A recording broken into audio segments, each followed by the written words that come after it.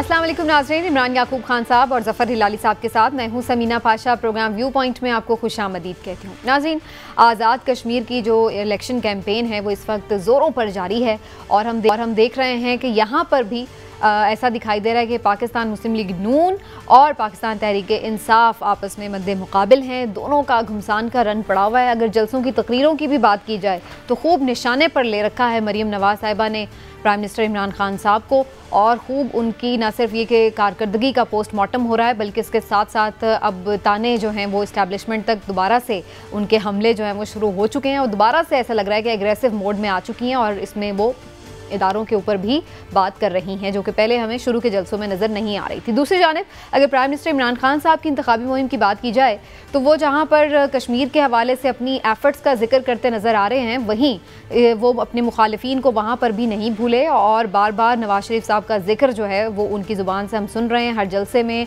और दोबारा से उनका वही जो करप्ट वाला बयानिया, एहतसाब वाला बयानिया वो हमें वहाँ पर नज़र आ रहा है। तो ऐसा दिखाई दे रहा है कि काफ़ी सालों के बाद भी जो इंतखाबी मुहिम है उसका तरीका कार नहीं बदला। 2018 की इंतखाबी मुहिम से कुछ मिलती जुलती ही सूरत हाल लग रही है क्योंकि वही बातें वही बयानियाँ हैं। नैरेटिव जो है उसमें हमें बहुत ज़्यादा कोई तब्दीली नज़र नहीं आ रही। तो ये नैरेटिव आखिर दोनों जानिब का नैरेटिव कब तक आगे चलेगा? क्या आइंदा इंतखाबात भी इसी नैरेटिव पर होंगे? और जो आज़ाद कश्मीर की इलेक्शन कैंपेन है उसमें कौन सी जमात जो है वो भारी रही है कम अज़ कम इंतखाबी मुहिम की हद तक, इसका भी थोड़ा जायज़ा लेंगे और साथ ही साथ एक अहम पहलू के हवाले से बात करेंगे कि क्या आज भी पाकिस्तान की जो सियासत का मरकज़ व महवर वो सिर्फ नवाज शरीफ साहब है, जबकि वो मौजूद भी नहीं है लेकिन इसके बावजूद भी उनका ही जिक्र हर तकरीर में, चाहे वो मुखालफत में हो या हक़ में। तो इसके हवाले से भी बात करेंगे। आप सबको मैं खुशामदीद कहती हूँ। इमरान साहब, पहले आपकी तरफ आते हुए पहले तो यहीं से बात शुरू करें। सबसे ज़्यादा किसकी जानदार लग रही है मुहिम? अभी तक सब ने तकरीरें भी की, जलसे भी किए, खूब गर्मा गर्मी भी हुई, कौन आपको ज़्यादा इम्प्रेस कर सका? बिस्मिल्लाहिर्रहमानिर्रहीम। समीना, अगर आप सच पूछें तो मुझे किसी ने भी इम्प्रेस नहीं अच्छा? किया। हाँ जी, उसकी बुनियादी वजह यह है कि क्या इम्प्रेस करें। अच्छा, इन्होंने अखाड़ा बनाया हुआ है, इन्हें ना अपनी इज्जत का ख्याल होता है ना मुल्क की इज्जत का ख्याल होता है। हर बंदा सिर्फ दूसरे पे तनकीद कर रहा है। भाई अपना प्लान दो, अब अपनी बात करो कि हम ये करेंगे, हमने माजी में ये किया था, हमारा एजेंडा ये है, हम कश्मीर कॉज के लिए ये करेंगे, हम कश्मीरियों के लिए ये करेंगे, आज़ाद कश्मीर की बेहतरी के लिए ये करेंगे। वो वज़ीर आज़म साहब की बात कर लें, उन पर ज़्यादा ज़िम्मेदारी आयद होती है क्योंकि बहरहाल वो हमारे वज़ीर आज़म हैं। वो शुरू हो जाते हैं जी नवाज़ शरीफ पे और आसफ़ अली ज़रदारी पे। नवाज़ शरीफ से उनकी बात शुरू होती है, उनकी करप्शन पे, उनकी अदाकारी पे, उनकी उस पे ख़त्म हो जाती है। आसफ़ अली ज़रदारी का जिक्र लेके बैठ जाते। अल्लाह के बंदो, आप छोड़ दें उस बात को, आप वहाँ पे एक पॉजिटिव बात करें, पॉजिटिव अप्रोच के साथ बात करें। चलिए मैं सवाल को थोड़ा यूं बदल लूं। उसी तरह मरियम नवाज की अगर आप बात करें तो मरियम नवाज इमरान खान के लते लेते हुए नजर आती हैं। अब आप सवाल बदल के पूछ रहे हैं, अब क्या पूछना चाहती हैं? मैंने सवाल बदल के देखती हूँ, शायद जवाब कुछ डिफरेंट आ जाए। सवाल यूं मैंने बदल लिया कि जलसे किसके बड़े थे? कौन आपको लगा कि क्राउड को ज़्यादा अट्रैक्ट कर पाया? देखिए, जलसे तो मरियम नवाज भी बहुत बड़े कर रही हैं और इमरान खान साहब तो बहरहाल वज़ीर आज़म हैं पाकिस्तान के, उनके जलसे तो बड़े होंगे लेकिन जलसों से फैसले नहीं होते। आपको मैं ये बता दूं, being a follower of politics, मैंने तो ये देखा है कि जलसों से ये रिजल्ट निकालना कि जनाब जलसे जिसके बड़े हैं वो जीतेगा, ये नहीं है। ऑन ग्राउंड हकाइक कुछ और होते हैं, बहुत से अवामिल होते हैं जिसमें वो करते हैं। जलसे तो एक मेला है ना, एक फेस्टिविटी है। अब वहाँ पे जलसे हो रहे हैं, दुनिया जा रही है, मुस्लिम लीग नून के जलसों में भी जा रही है, पीटीआई के जलसों में भी जा रही है। 2018 में हमने देखा था ना, बड़ा चार्ज क्राउड होता था पीटीआई के जलसों में, एक हमें नजर आता था। चलिए मैं इस पर दोबारा भी आती हूँ लेकिन मैं जरा हिलाल साहब का पहले कमेंट ले लूँ। हिलाली साहब, आप किसकी कैंपेन से, तकरीरों से मुतासिर हुए हैं और आपका क्या ख्याल है कि जलसों में कौन सा क्राउड जो है वो ज़्यादा अपनी लीडरशिप के साथ हमें इंटैक्ट नज़र आया? देखिए, बात असल ये है कि आपका जो सवाल है एक सवाल रेज करता है, वो ये है कि ये पर्सनल अटैक्स जो हैं ये क्यों इतने हो रहे हैं, और इसका एक बड़ा सिंपल रीज़न है और एक अच्छा एक्सप्लेनेशन है। अब दो पॉलिटिशियंस जब एक सपोर्ट के लिए लड़ रहे हैं वही अवाम से, तो एक ज़रूर चाहेगा कि अपने जो अच्छे पॉइंट्स हैं, गुड पॉइंट्स हैं, स्ट्रॉन्ग पॉइंट्स हैं, वो रिफ्लेक्ट हो। तो अगर इमरान खान का स्ट्रॉन्गेस्ट पॉइंट ये है उसकी ईमानदारी।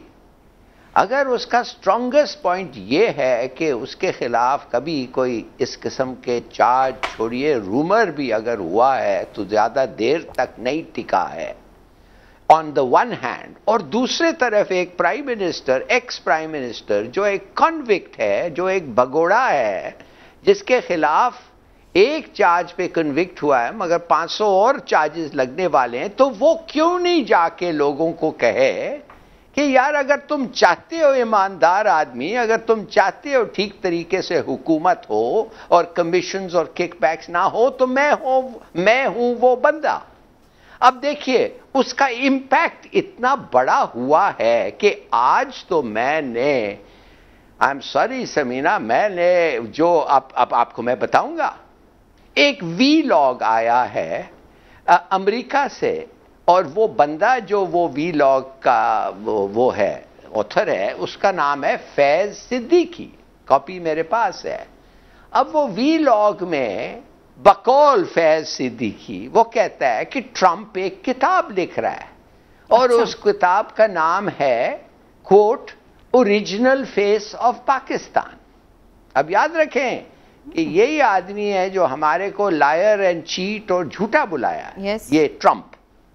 और उसके ओरिजिनल फेस ऑफ पाकिस्तान जो बकौल फैज सिद्दीकी उस किताब का नाम है, उसमें ये लिखा है कि ट्रंप लिख रहा है कि काश के नवाज शरीफ 3 साल और ऑफिस में रहता। और क्यों?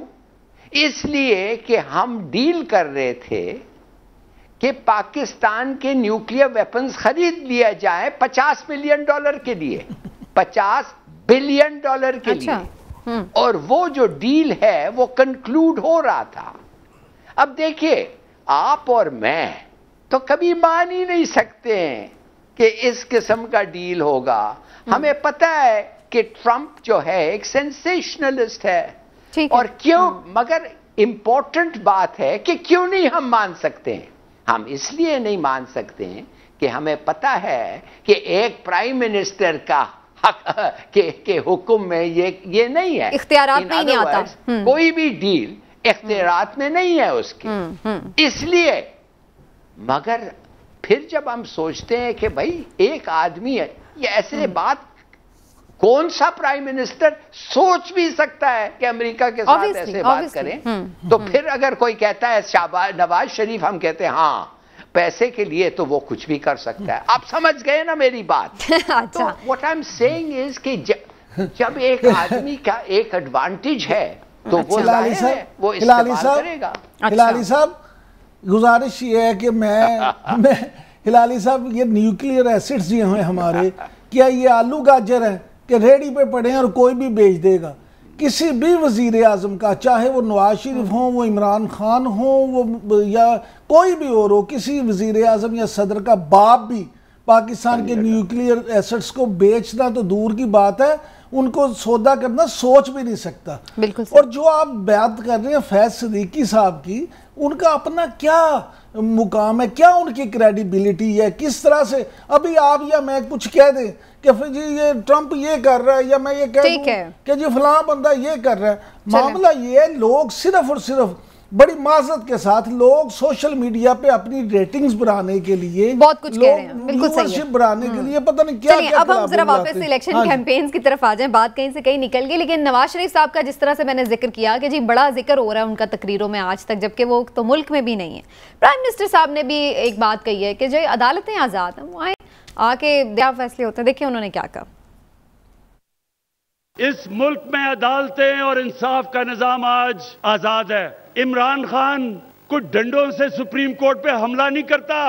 इमरान खान टेलीफोन उठा के किसी जज को टेलीफोन नहीं करता कि जी 3 साल नहीं 5 साल सजा दो। यहां अदालतें आज आजाद हैं। जब इमरान साहब अदालतें आज़ाद हैं तो क्यों नहीं PMLN की लीडरशिप आती आके अपना केस परसू करें और अदालतों से क्लीन चिट लें अगर वो साफ हैं तो। सुमीना, आपके ख्याल में इसमें कोई दूसरी राय है? बिल्कुल भी नहीं। मुस्लिम लीग नून की लीडरशिप छोड़ दें, अब दुनिया की कोई भी लीडरशिप हो, अगर आप पे कोई इल्ज़ाम लगा है तो आपको अदालत में आके वो साबित करना चाहिए कि जनाब हम तो इनोसेंट हैं, हमने कोई बेईमानी नहीं की, हमारे साथ ये ज्यादती हुई है, नंबर 1। और अगर आप मुजरिम है तो अदालत में हुकूमत इस्तगासा ये साबित कर देगा कि नहीं जनाब आप तो मुजरिम हैं, आप मुलजिम नहीं, आप मुजरिम हैं और आपने ये सारा कुछ किया था। लेकिन एब्सेंस से तो नुकसान हो रहा है। वज़ीर आज़म इमरान खान का ये मुतालबा जायज़ है, बिल्कुल जायज़ है कि नवाज शरीफ यहाँ वापस आएँ और अपने मुकदमात का सामना करें, और अगर वो बेगुनाह है तो बेगुनाह हो। लेकिन प्रॉब्लम ये है कि यहाँ पाकिस्तान में अगर आप हिस्ट्री देख लें 1947 से अब तक, तो हमारे यहाँ अनफॉर्चुनेटली सियासतदानों ने किया ये है, ये अपनी मर्जी से जब इन्हें लगता है कि अब हमारे लिए हालात साजगार हैं तो ये मुल्क में होते हैं, जब इन्हें लगता है हमारे लिए हर सियासतदान ने ऐसा नहीं किया। भुट्टो भी इसी कंट्री में रहे हैं, बेनजीर साहिबा ने शहादत इम्प्रेस कर ली, हालांकि उन्हें पता था हालात उनके लिए साजगार नहीं, तो उन्होंने भी आप शायद भूल गई हैं जिला वतनी इख्तियार की थी मोहतरमा बेनजीर भुट्टो ने भी, उन्होंने भी जिला वतनी इख्तियार, और ये लोग भी पहले जिला वतनी इख्तियार कर चुके हैं। हिलाल साहब कुछ कमेंट करना चाह रहे हैं? जी हिलाल साहब। देखिए इस बात पे मैं ये नहीं कमेंट करूंगा जिला वतनी के बारे में। बेनजीर भुट्टो इसलिए बाहर गई थी कि वो कह रही थी कि इन लोगों ने, मैंने इनसे 10 दफे कहा है कि मेरे केसेस जिधर भी हैं तुम 1 या 2 जगह सेट करो, लाहौर में हो या इस्लामाबाद में हो या कराची में हो, माने 3-4 जगह से एक 2 जगह। इसलिए कहती है कि एक दिन मुझे लाहौर बुलाते हैं और जानबूझ के नेक्स्ट डे वो सेट करते हैं केस कराची में, मैं इधर आती हूं, दूसरे दिन मुझे फिर जाना पड़ता है इस्लामाबाद। तो शी सेड कि मैं थक गई थी इससे, एंड शी वाज राइट। अच्छा, और पीपल्स पार्टी ने वैसे भी फेस किया है, आसिफ जरदारी 11 साल जेल काटते रहे हैं। मैं आप ही की बात को सपोर्ट कर रही हूँ लाली साहब कि उन्होंने फिर भी 11 साल भी जेल काटी है, तब वो तो नहीं गए बाहर। जी कंटिन्यू करें। तो वो 11 साल तो कुछ नहीं है, उनके जो केसेस उनके खिलाफ हैं अगर वो ठीक तरीके से आ जाएं तो वो 11 साल तो कुछ नहीं है। ये 8 साल जो मिस्टर नवाज शरीफ को मिले हैं, अगर इसका अपील फेल हो जाए दैट्स नथिंग। ये इसके खिलाफ केसेस जो हैं 20 और 30 साल के। देखिए I am sorry, I want to get back, मैं उस बात पे वापस आना चाहता हूं जो मैंने शुरू किया था। कल पाकिस्तान और रूस ने एक एग्रीमेंट साइन किया है, ठीक है ना।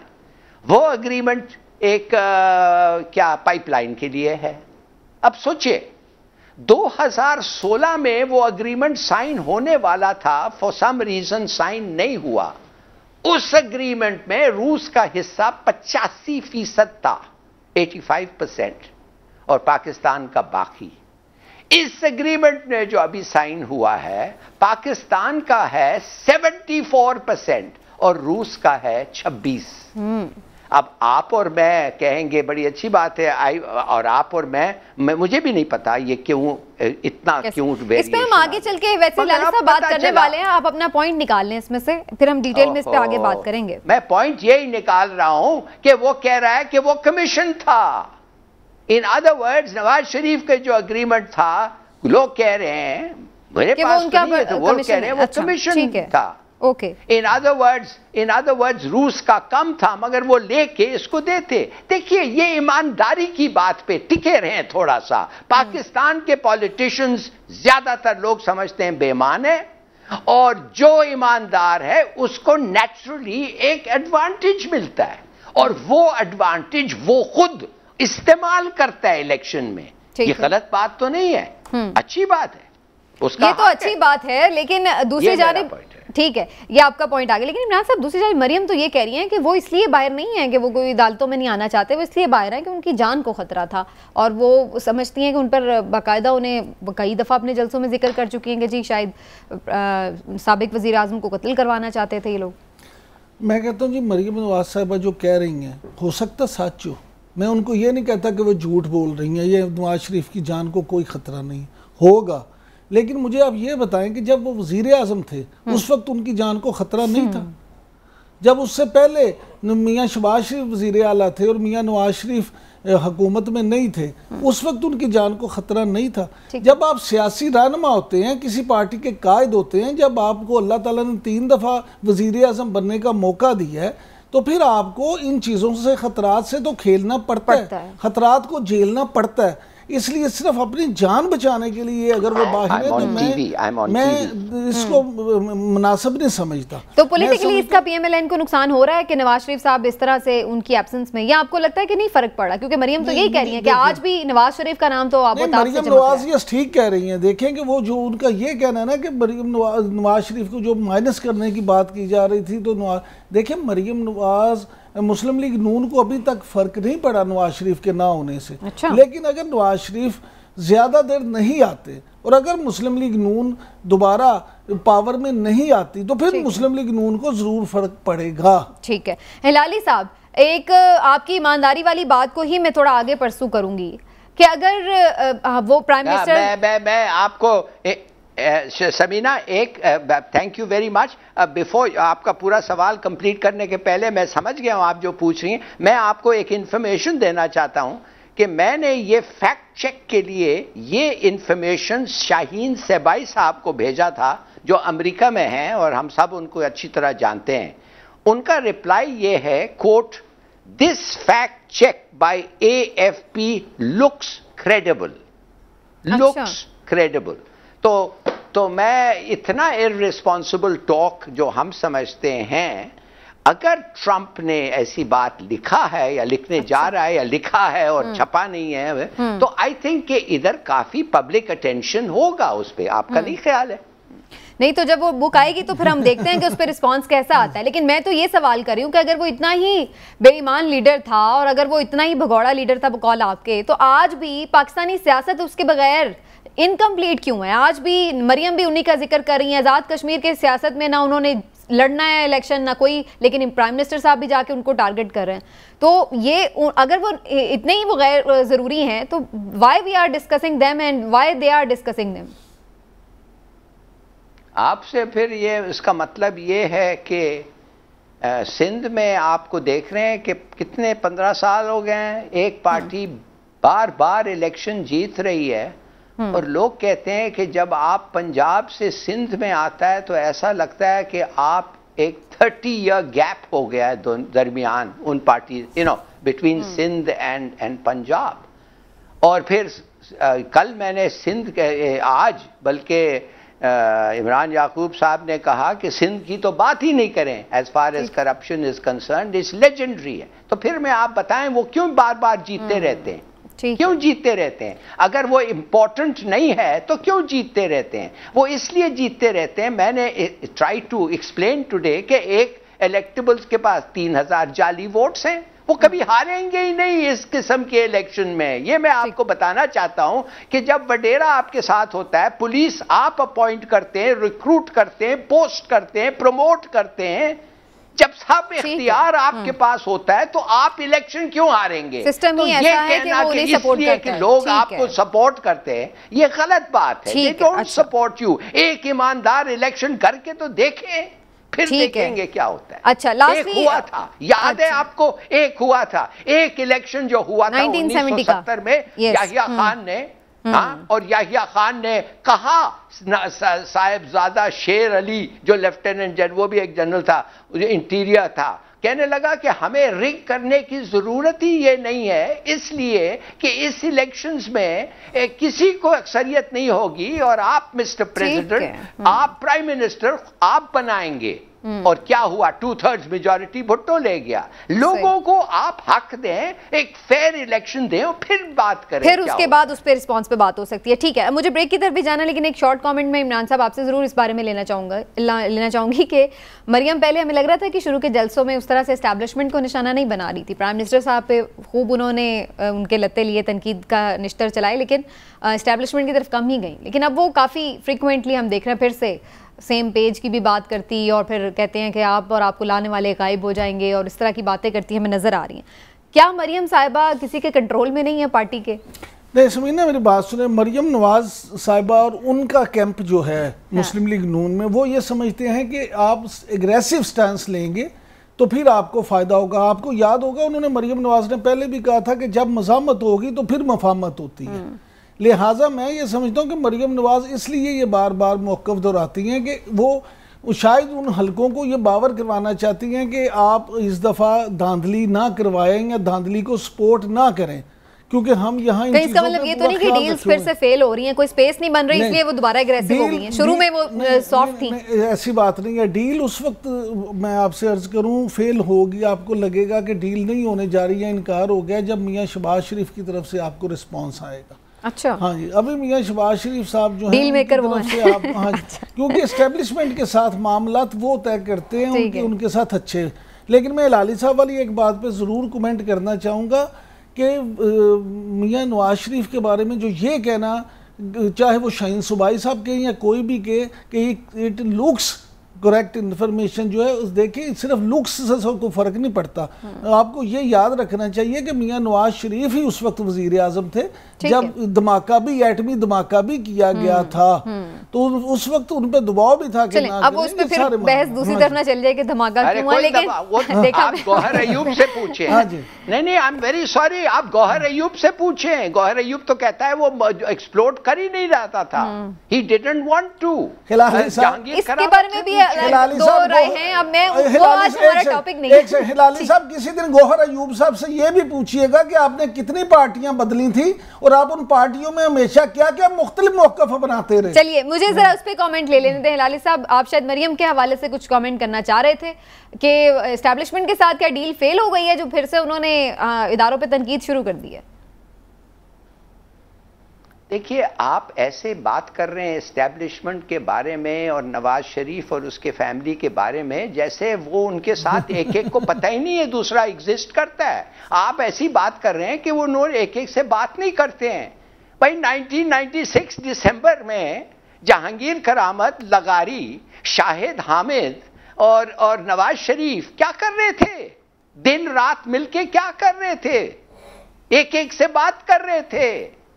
तो हमें पता है क्या बातें हो रही थी, उनमें से एक तो बताया है क्या क्या बात हो रही थी। तो आप ऐसी बात जब करते हैं, इन लोग कहते हैं हो एस्टैब्लिशमेंट हमारे साथ गलत किया था। आप क्या कर रहे थे 96 में बैठ के? क्या किस्म की कंस्पिरेसी कर रहे थे कि इलेक्टेड गवर्नमेंट के खिलाफ? छोड़ेंगे इन चीजों। देखिए ये बातें आप बार बार ऊपर लाती हैं जब पूरी पाकिस्तान में सबको पता है कि एक्चुअल सिचुएशन क्या है। ठीक है मैं इसीलिए आपको भी ले लेती हूँ ना साथ ही, ताकि दर तस्वीर का दूसरा रुख भी साथ साथ ही आता जाए। चलिए जी, आज़ाद कश्मीर के इलेक्शन की बात हम कर रहे थे, लेकिन बात इसमें वैसे काफ़ी आज पहलुओं पर हो गई। एनीवेज एक ब्रेक लेते हैं नाज़रीन, वापस आते हैं तो बात करेंगे कोरोना की चौथी लहर के हवाले से, जो कि एक दफ़ा फिर से हम देख रहे हैं कि नंबर ऑफ़ केसेस भी बढ़ रहे हैं और इसके साथ साथ जो उसकी सिवियरनेस है वो भी नज़र आ रही है। वैक्सीनेशन कैसे इसको कंट्रोल कर सकते हैं नहीं, और ये बार बार वेव जो नहीं आती है उसकी वजह क्या है। हमारे साथ स्पेशलिस्ट डॉक्टर भी मौजूद होंगे, आप हमारे साथ रहिएगा। बात होगी एक ब्रेक के बाद।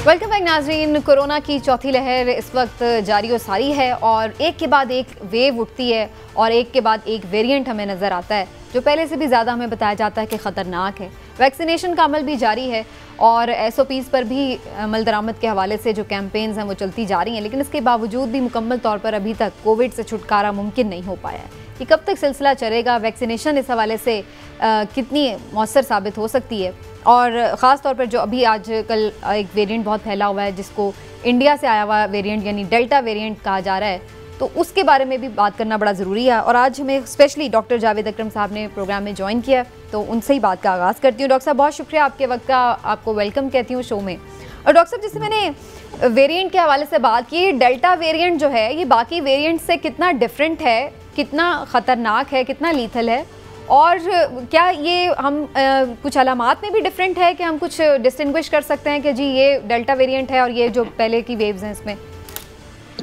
Thank you so much Samina for the opportunity.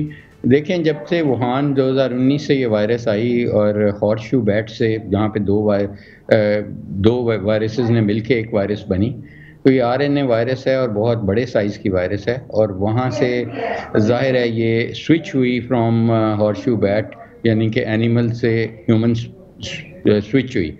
और उसके बाद ह्यूमन टू ह्यूमन ट्रांसमिशन है और तकरीबन पूरी दुनिया में पेंडेमिक हो गई। इसी तरह जब ये समझने वाली बात है कि ये बहुत बड़े साइज़ की आरएनए वायरस है और इसकी जो म्यूटेटिंग पोजीशन है, यानी कि जहाँ पे पॉसिबिलिटीज़ हैं कितनी दफ़ा ये म्यूटेट कर सकती है, वो 39,000 है अनफॉर्चुनेटली।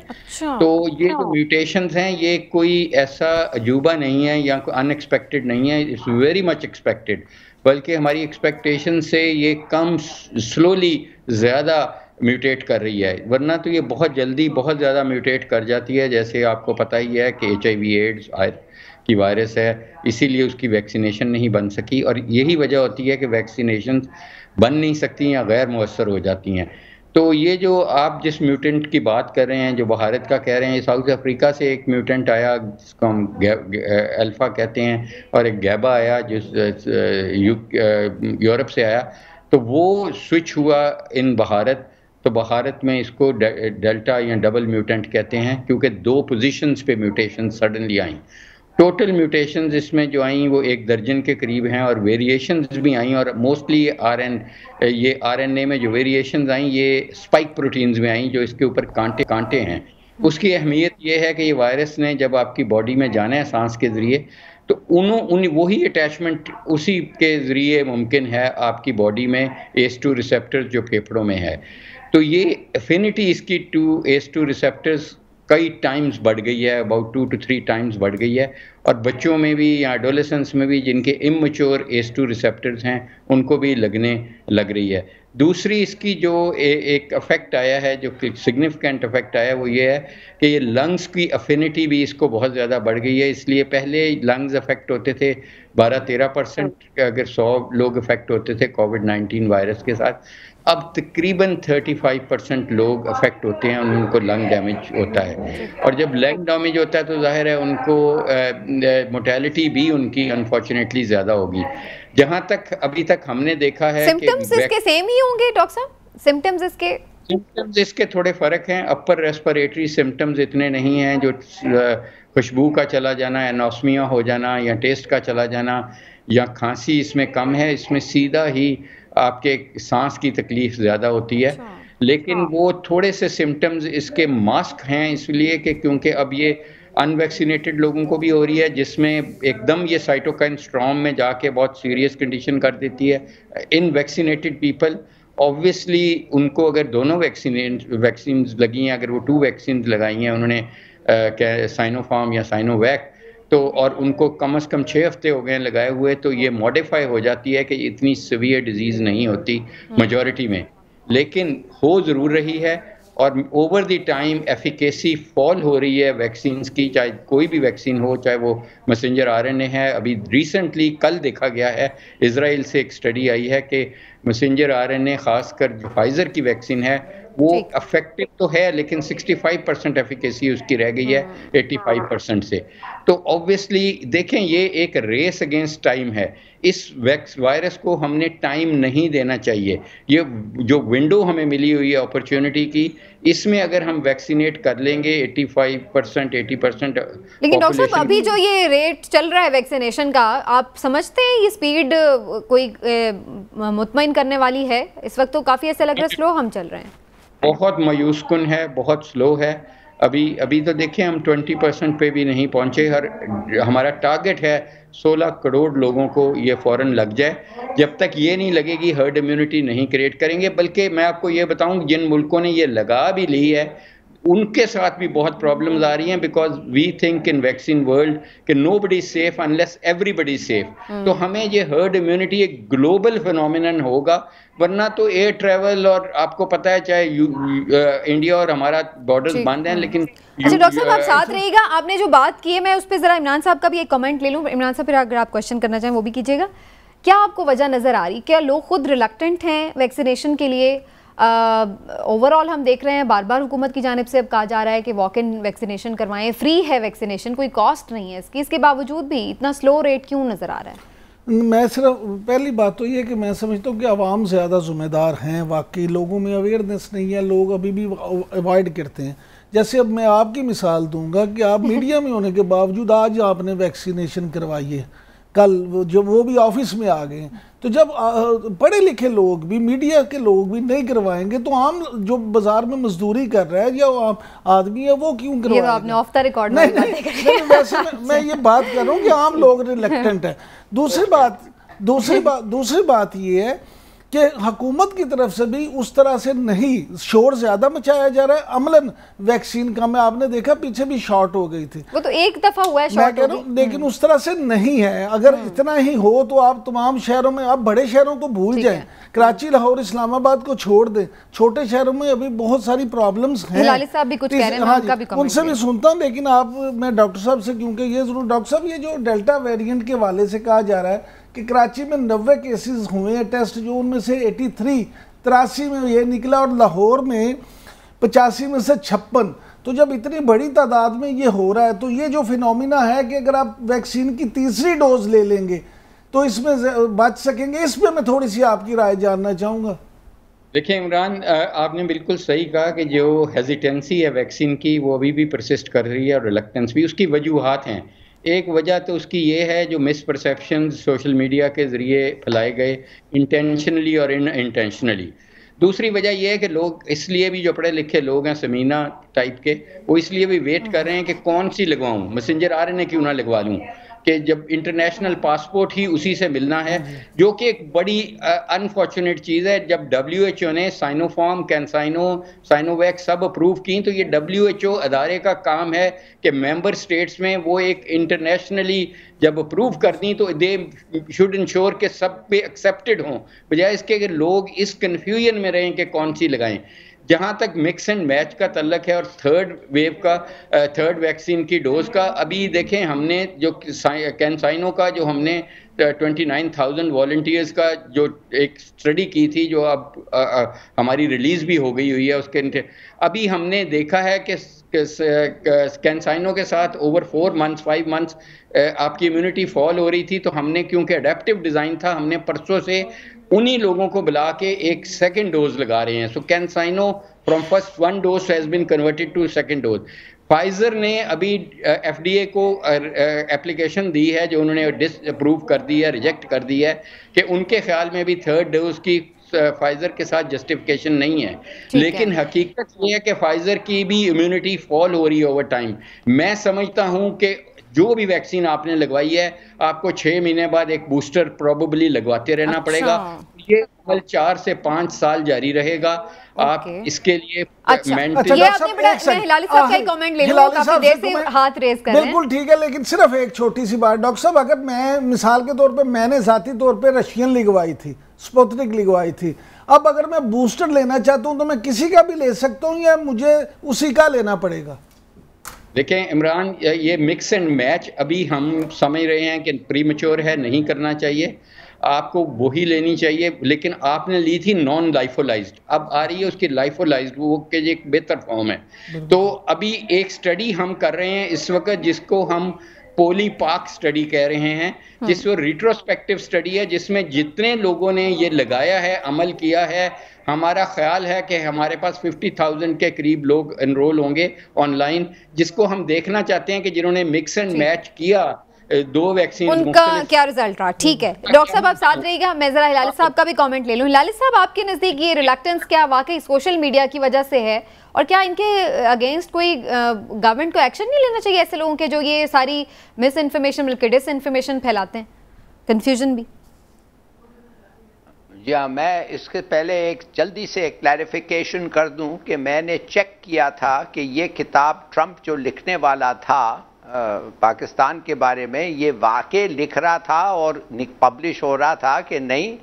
तो मैं, शाहीन सहबाई साहब ने मुझे अभी बताया कि AFP ने कहा है कि ऐसा कोई किताब एग्जिस्ट नहीं करता। अच्छा। और उनको नहीं पता कि कोई ऐसा किताब लिखा जा रहा है। ठीक है। अब मैं आपको पूछना चाहता हूं डॉक्टर साहब, आप तो बड़े कामली कह रहे हैं कि ये एक बड़ा लीथल किस्म का वायरस हमें एम्बुश करने वाला है। माफ करिए, मैं थोड़ा सा ड्रामेटाइज कर रहा हूं जो आप कह रहे हैं। तो मैं ये जानना चाहता हूं आपसे कि ये गवर्नमेंट के pass on an emergency basis, मिसाल के तौर पे अगर सब फौज के डॉक्टर्स को भी बुला लें और प्राइवेट प्रैक्टिशनर्स को भी बुला लें, कंपाउंडर्स को भी बुला लें, इतने वैक्सीन्स हैं कि हम क्रैश कोर्स वैक्सीन्स दे सकें हमारे पब्लिक को, आपके ख्याल में? नहीं, मेरे ख्याल में ऐसा नहीं है। अनफॉर्चुनेटली बड़े शहरों में तो हैं, लेकिन हमारा रियल चैलेंज है जो छोटे शहर हैं और गांव हैं, क्योंकि हमारी उधर बड़ी सिग्निफिकेंट आबादी रहती है। एंड एज आई सेड कि उनको अगर आप इग्नोर करेंगे तो ये आउटब्रेक्स आती रहेंगी। हमारी एक्चुअली ये रेस अगेंस्ट द टाइम है कि गवर्नमेंट ने हमें कहा था कि अक्टूबर तक ये लग जाएगी तकरीबन 7-8 करोड़ को। वो भी मेरे बड़ा चैलेंजिंग समझता हूँ, लेकिन मैं तो उससे भी एम्बिशियस टारगेट रखना चाहूँगा कि हम 80% को कब पहुंचेंगे और कब हम हिस्सा अपना डालेंगे इस चीज़ में कि जो वर्ल्ड से इसको रुखसत किया जाएगा। इसको अगर बहुत टाइम हमने दे दिया तो ये इतनी म्यूटेट कर जाएगी कि जो हमारी फर्स्ट जनरेशन वैक्सीन हैं या अब सेकंड जनरेशन वैक्सीन हैं, खुदा ना खास्ता वो नकारा ना हो जाएं। तो इसलिए I think that we should. तो डॉक्टर साहब, क्या वैक्सीनेशन के थ्रू ही इसके साथ मुकाबला किया जाएगा, या फिर जो सोशल डिस्टेंसिंग और जो हमने बाकी पाबंदियां देखी थी उनको हमें साथ रखना ही पड़ेगा? अदरवाइज अगर हम वैक्सीनेशन करवा लें, ये कब तक चलेगा सिलसिला? बार बार कारोबार बंद, स्कूल बंद, सब चीज़ें, ये कैसे मैनेज करें इसको? मेरा ख्याल है कि प्री मैच्योरली खोलना भी, और ऑफ कोर्स पॉलिटिकल इसमें माइलेज है कि आपने खोल दिया सब कुछ। And UK is the typical example कि वहाँ आपको पता है कि government is trying to take the credit, but आप देखिएगा कि 2 हफ्ते में उनको सब कुछ बंद करना पड़ेगा। तो मैं ये समझ रहा हूँ कि ये जो रोलर कोस्टर है, इसको रोकने के लिए सबसे ज़रूरी ये समझना है कि कोई भी वैक्सीन 100% इफेक्टिव नहीं है। और दूसरे नंबर पे देखें, अगर ये वायरस जो है ये म्यूटेट करके लगाव का 2 गुना या 3 गुना अपनी ताकतवर हो गई है, तो हमें भी उतनी एहतियात को ज्यादा करना पड़ेगा, डबल या ट्रिपल। हमने एहतियात उतनी कम कर दी। आप ये देखें कि ये जो हमने सेहती मुकामात खोले और जो हमने जीबी में जहाँ पे 1% के करीब पॉजिटिविटी रेट था, वहाँ पे हम ये डेल्टा वेरिएंट ले भी गए, और वहां जहां 40 बंदों ने होटल में रहना था वहां 100 रहे, और जहां जिस बस पे 10 ने बैठना था वहां पे 20 बैठे। तो फिर यही कुछ होना था, वहां पे 17% और 20% के करीब चला गया। अब वहां से ये वापस बड़े शहरों में जो टूरिस्ट आ रहे हैं, ये सब वही दोबारा से फैल रहा है। ठीक है, चलता रहेगा अनफॉर्चुनेटली। चलिए डॉक्टर साहब, बहुत बहुत शुक्रिया, आपने हमें वक्त दिया। बड़ी ज़बरदस्त गुफ्तगू रही आपके साथ, लेकिन ईद ये करता है कि व्यूअर्स इससे सीखें भी, समझें भी। आगे जाहिर है कि अब ईद भी है और ईद की छुट्टियां भी हैं, मंडियों में भी जाना हो रहा है, तो सोशल इंटरेक्शन तो किसी न किसी तरह से हो रहा है, लेकिन आपने एहतियात का दामन नहीं छोड़ना है और साथ ही साथ जल्दी से वैक्सीनेशन करवाएं, लेट नहीं करना। मैंने भी करवा लिया। और मास्क एग्जैक्टली, जो हमारी पाबंदियां हैं 3-4 वो ज़रूर अपनाए रखें, और इंशाल्लाह अल्लाह ताला पहले की तरह हम पर उसी तरह से मेहरबान रहे। एक ब्रेक लेते नाज़रीन, वापस आते हैं तो जो खिते की सूरत हाल से जुड़ी रशिया का एक नया किरदार हमें नज़र आ रहा है। क्या वो किरदार है? अड्डे देने की ऑफर्स भी हो रही हैं अमेरिका को, इससे क्या हासिल करना चाहता है रशिया? बात होगी डिटेल में एक ब्रेक के बाद। हमारे साथ रहिए।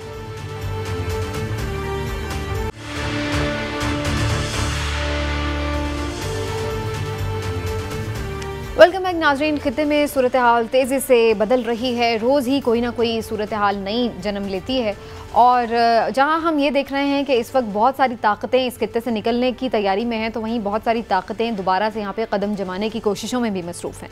अगर रूस की बात की जाए तो पाकिस्तान के साथ यूँ भी ऐसे लग रहा है कि पिछले कुछ माह में ज़्यादा कुर्बत नज़र आ रही है पाकिस्तान और रशिया के दरमियान, और फिर से गैस पाइपलाइन मुआहदे के हवाले से भी बातचीत हो रही है। इतना ही नहीं, बल्कि रशिया ऐसे लग रहा है कि अफ़गानिस्तान में भी कुछ ना कुछ अपना किरदार रखना चाह रहा है, क्योंकि उसने अमेरिका को अड्डे देने के हवाले से भी ऑफ़र किया है। तो ये सारी कहानी है क्या, रशिया क्या चाह रहा है, और मौजूदा सूरत हाल में पाकिस्तान को क्या करना चाहिए? ज़ाहिर है ये भी हम अपने पैनलिस्ट के सामने क्वेश्चन रखेंगे, लेकिन पहले हिलाली साहब की तरफ जाते हुए, हिलाली साहब, रूस किस चक्कर में है, उसकी क्या गेम है, क्या चाह रहा है वो?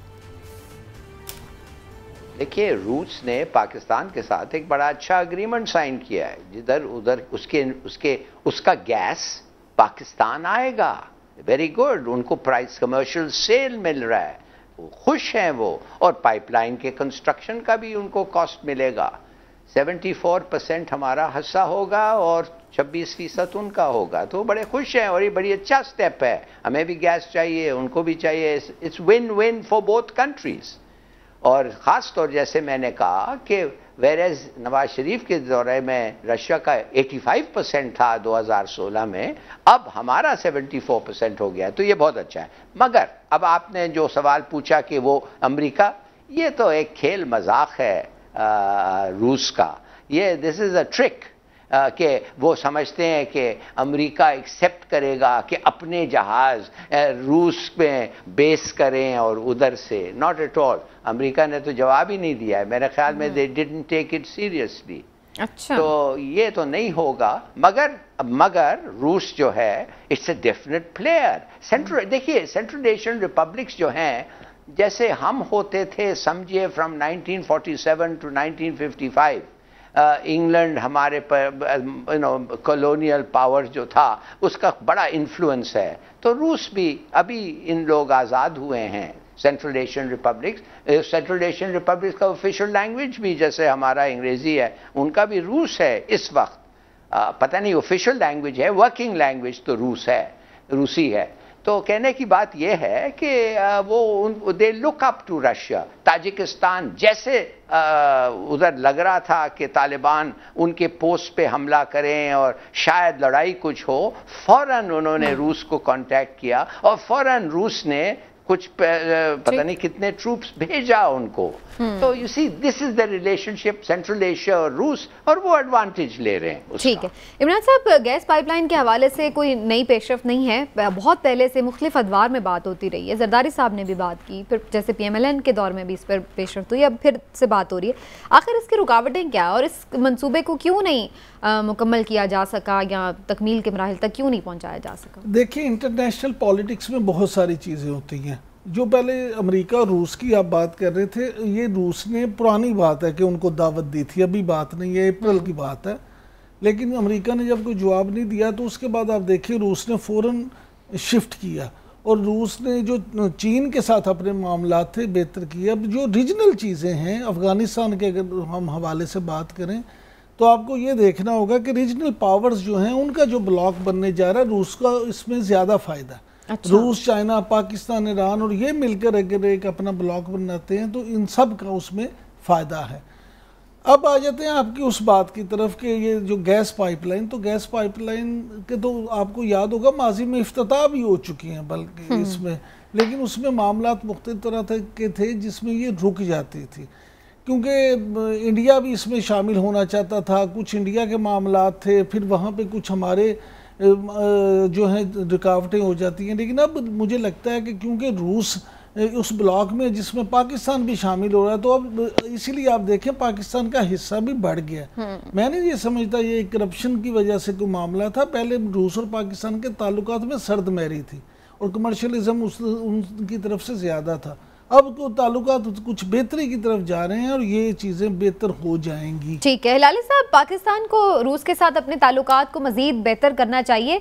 अमेरिका से हम ऐसे लग रहा है डिस्टेंस पे हो रहे हैं, चाइना और रशिया जो हैं उनकी तरफ हम ज़्यादा देख रहे हैं। ये आप समझते हैं बेहतर पॉलिसी शिफ्ट है पाकिस्तान का? बिल्कुल, मैं समझता हूँ कि एक unhappy marriage, bad marriage America और पाकिस्तान का ख़त्म हो रहा है और रूस के साथ जो हमारा कांटेक्ट बढ़ रहा है, बड़ी अच्छी बात है। देखिए वो रीजन में है, नज़दीक हैं, रेलेवेंस हैं और अब तो और देखिए हम इतने हम खुशकिस्मत हैं, खुशकिस्मत आप समझे, लकी हैं कि द नेक्स्ट सुपर पावर, दुनिया का अगला सुपर पावर, और जो सुपर पावर ये काफ़ी सालों तक, 200 साल तक चल सकता है, चीन। चीन हमारा हमसाया है। माय गॉड, ये तो मेरे ख्याल में एक इतना खुशकिस्मत बात है कि मैं आपको बता नहीं सकता हूँ। कोई ऐसी एक ही इंडस्ट्री पे अगर पूरा पाकिस्तान कंसंट्रेट करें और चीन को एक्सपोर्ट करें, वही हमारे लिए बहुत होगा। तो what I am trying to say is, हम तो आज बिटवीन इंडिया एंड चाइना, और अगर उनका कभी मिलाप हो जाए तो हम दोनों की एडवांटेज ले सकते हैं। तो आई थिंक कि ये एक मौका हमें आया है, कुदरत ने दिया है और हमें इसको टेक एडवांटेज करना चाहिए। रूस के साथ फर्स्ट क्लास रिलेशनशिप करना चाहिए और हो सकता है मुझे पता है पुतिन रिस्पेक्ट्स इमरान खान, और इमरान खान भी उसके साथ उसका बनता है। लीडरशिप का थोड़ा सा इम्पैक्ट इन चीज़ों में होता है, जाहिर है। तो बड़ी अच्छी लेकिन लाली साहब, इंडिया के साथ तो रशिया करीब रहा है, इंडिया के साथ भी तो रशिया करीब रहा है, तो हम उसको कैसे ट्रस्ट करें फिर? नहीं, इंडिया रशिया बड़े ट्रेडिशनल फ्रेंड्स हैं। इंडिया रशिया बड़ा इंडिया का आर्म सप्लायर है। मगर यही तो बात है इस दुनिया में कि जस्ट बिकॉज आपके दुश्मन के साथ किसी की दोस्ती हो तो इसका मतलब ये नहीं है कि वो आपके साथ दोस्ती नहीं रख सकता। आपको थोड़ा सा फूक फूक के चलना पड़ेगा कि आपके इंटरेस्ट कॉम्प्रोमाइज नहीं होते हैं, मगर रुकना नहीं चाहिए। अगर आपके इंटरेस्ट में है, ऑफ कोर्स गो अहेड, आप भी दोस्ती करें। जी इमरान साहब, मैं ये समझता हूँ समीना कि रूस के लिए, इसलिए भी रूस अब पाकिस्तान के साथ ताल्लुकात बेहतर कर रहा है। जैसे लाली साहब कह रहे थे कि इंडिया अब अमेरिका के बहुत करीब हो गया, और रूस ये समझता है कि इंडिया ने, क्योंकि रूस ने हमेशा इंडिया को सपोर्ट किया, तो रूस कहीं ना कहीं ये समझ रहा है कि इंडिया ने शायद उसको बिट्रे किया है। अच्छा। लिहाजा वो इंडिया से थोड़ा सा पीछे हाथ खींच के पाकिस्तान की तरफ अपना हाथ बढ़ा रहा है। और जिस तरह से अगली सुपर पावर की बात कर रहे हैं, तो पाकिस्तान की सिर्फ खुशनसीबी ये नहीं है कि पाकिस्तान चीन का हमसाया है, इससे भी बड़ी पाकिस्तान की खुशनसीबी ये है कि पाकिस्तान चीन का दोस्त भी है। तो लिहाजा ये दोनों एक ऐसे एज हैं जिसने रूस को इस जानिब मजीद मुतवज्जो कराया है कि पाकिस्तान और चाइना के जो आपस में बॉन्डिंग है उसमें रूस भी शामिल होकर अपना फ़ायदा हासिल कर सकता है। ये कुछ गिव एंड टेक होते हैं सब मुल्कों में, फिर ही किसी को उसका लेकिन इसमें इस सारे केस में हम ये भी तो देखना पड़ेगा ना हमें कि अफगानिस्तान में क्या सूरत हाल होती है, क्योंकि अमेरिका अभी कम्प्लीटली वहाँ से फौजें ज़रूर निकाल रहा है, लेकिन उसकी प्रेजेंस कहीं ना कहीं तो उस तरह से रहेगी। तो वो ज़ाहिर है ये मॉनिटर तो कर रहा है चीज़ें। समीना, वो जो मर्जी मॉनिटर करे, असल चीज़ ये है कि अफगानिस्तान में अमेरिका को वियतनाम से बड़ी शिकस्त हुई है।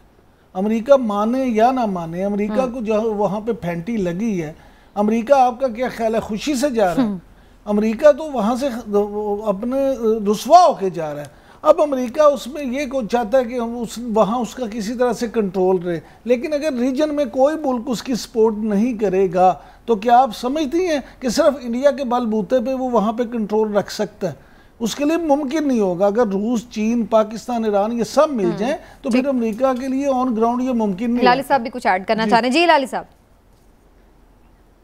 मेरे ख्याल में हमें अपना अफगान पॉलिसी पे थोड़ा सा तब्दीली लाना पड़ेगा। वो तब्दीली ये है कि अभी हम इतना घबराएं मत कि हमारे पास फेवरेट्स और ये हम वो करना चाहिए जो हमारे नेशनल इंटरेस्ट में है, और हमें वो करना चाहिए जो हमारे का सिक्योरिटी बढ़ाता है। फॉर एग्जाम्पल, अगर तालिबान और गनी लड़ते रहें और फिर शहरों के ऊपर लड़ाई उनकी आ जाए तो समीना बहुत नुकसान होगा और बहुत लोग मरेंगे।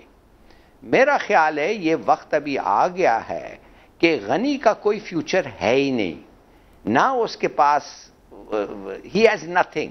तो मेरे ख्याल में हम तालिबान से अब खुला बात करना चाहिए as the alternative and the next government of Afghanistan, और उनसे बात करना चाहिए और कहना चाहिए कि हमारे एरियाज में जिधर आप कंट्रोल करते हैं ना हमें रेफ्यूजीज उधर आके रखें मेहरबानी से, ना हम मानते हैं कि आप एक अल्टरनेटिव गवर्नमेंट है अफगानिस्तान में। और लेकिन लाली साहब क्या सिर्फ इसलिए, माफ करिए, आपका कंट्रोल नहीं, माफ करिए, आपका जब कंट्रोल कम होते जा रहा है तो हमारा क्या कसूर है भाई? ठीक है, हमारा क्या कसूर है कि आप कमजोर होते जा रहे हैं और हमारे इंटरेस्ट दिखते हैं। लेकिन क्या अफगान अवाम भी तालिबान को पसंद करते हैं लाली साहब? जो कंट्रोल आ रहा है, अफगान अवाम भी तालिबान को एक्सेप्ट करेंगे क्या? क्योंकि वो फिलहाल तो वो इस तरह से कन्क्वायरर की तरह आ रहे हैं। नहीं, आप समझते हैं कि ये गनी गवर्नमेंट ने इलेक्शन जीता है फेयरली? ये टोटली रिग्ड इलेक्शन है। मैं नहीं कहता हूं कि तालिबान पॉपुलर है, मगर तालिबान जो हैं पावरफुल हैं, सबसे ज्यादा पावरफुल हैं। तो आप क्या करेंगे? रेड इंडियन की गवर्नमेंट 200 साल पहले जो अमेरिका में थे, आप उनको सपोर्ट करेंगे इसलिए कि वो ओरिजिनल लेजिटिमेट गवर्नमेंट थी, और ये जो अमेरिकन आए हैं फिर से वो सब वक्त खत्म हो गया। इंशाल्लाह आने वाले दिनों में भी इस हवाले से बात होगी। बिल्कुल जी, हमें बढ़ना है और साथ में अपने जो पाकिस्तान का मफाद है उसको सामने रख के पॉलिसी बनानी होगी। देखते हैं आने वाले दिनों में क्या सूरत हाल जन्म लेती है। नाज़रीन, आज के प्रोग्राम से इतना ही, इजाजत दीजिए, अल्लाह हाफ़िज़।